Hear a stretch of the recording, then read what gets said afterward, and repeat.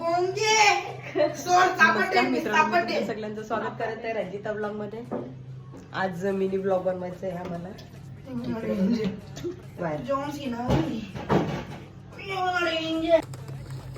Cheese corn feeling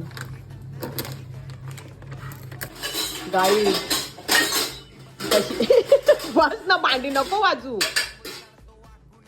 बोलते झारा काय झारावर टेरेस वर बघा बनवता बनवता खात.